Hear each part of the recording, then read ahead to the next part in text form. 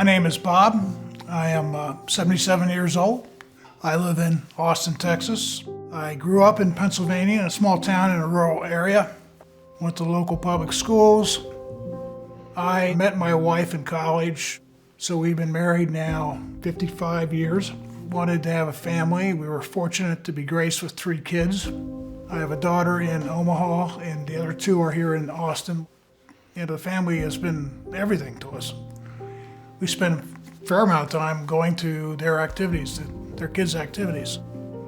As far as my personal time, I spend a lot of time reading. I try to stay in shape. And in 2017, I was diagnosed with mantle cell lymphoma. I noticed that when I was eating dinner, I was having trouble swallowing. I've never had problems eating in my life. I just knew something was wrong. During my dental appointment, I asked my dentist to check whether she could see anything in the back of my throat.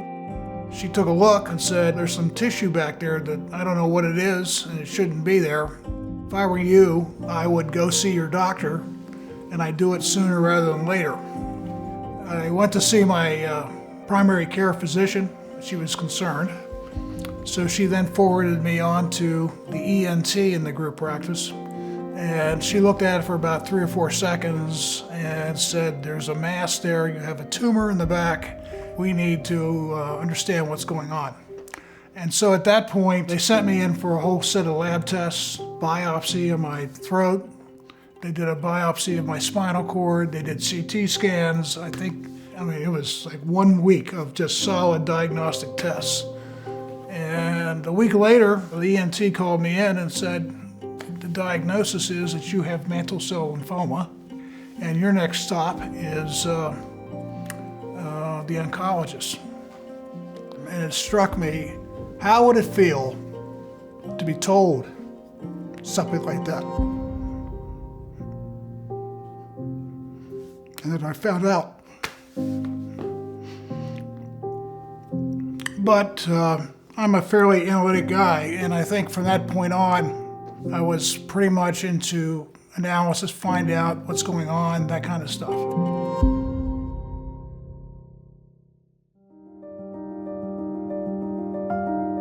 Before I went in to see my oncologist for the first time, I did what I later found out you should never do, which is go on the internet and read about your disease, which wasn't really optimistic.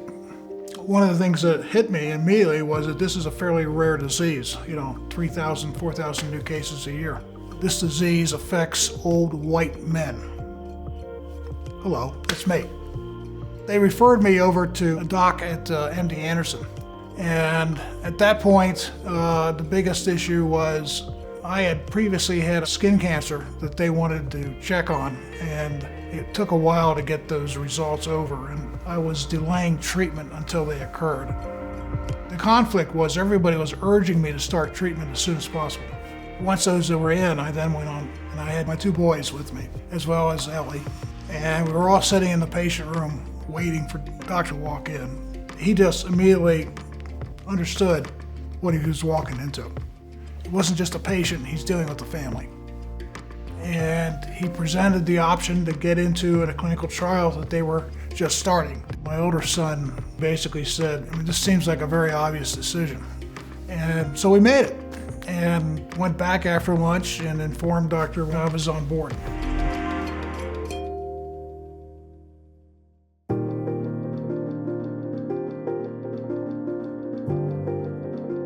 Upon signing up for the clinical trial, during the first month or so, I was going over to Anderson, driving that 180 miles back and forth once a week. And that lasted for, 4 to 6 weeks, somewhere like that. And then after that, the timing became once a month. 180 miles, it's not the prettiest drive between Austin and Houston, but we did it. The way the process worked was you'd go in the night before and then show up first thing in the morning, 6 o'clock, 6:30 a.m. for lab tests. And you spent the morning getting all your diagnostic stuff done, whether it's lab tests, CT scans, whatever. And then, amazingly to me, you had the results immediately. including the CT scan radiology reports. I would then meet with my doctor and his team, and they had the data to evaluate where you are and what was going on. And then subsequent to that, treatment began. And that typically took several hours for you to work your way through.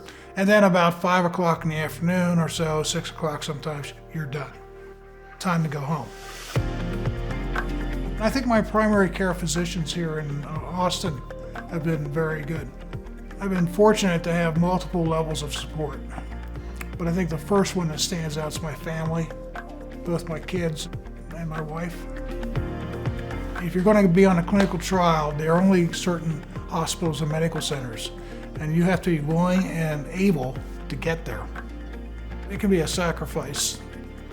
It's not fun going through this. I mean, I would have had a hard time doing this if I didn't have one of my sons here to help me. And that was critical to my involvement in the trial.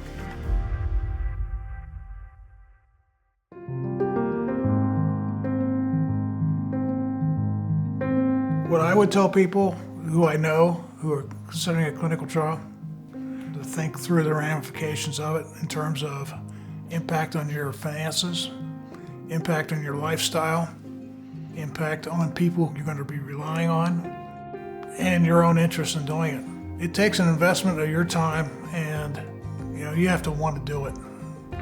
So it's been kind of an interesting journey, and maybe it's because you realize that you're getting close to the end point in your life at some point. I was able to walk my daughter down the aisle and give her away in marriage, and to welcome in a new grandchild. I'm just very grateful.